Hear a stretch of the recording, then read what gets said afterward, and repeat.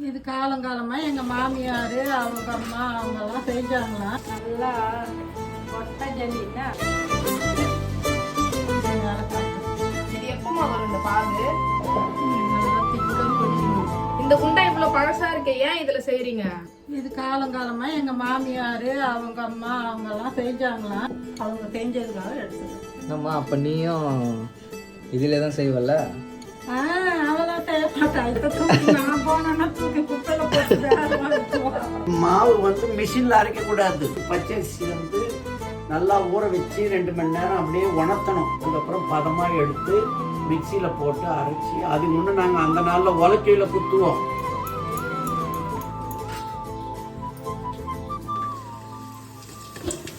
இது வந்து நெய், நோம்புக்கு வந்து நெய் அதிரசம் தான் வைப்பாங்க.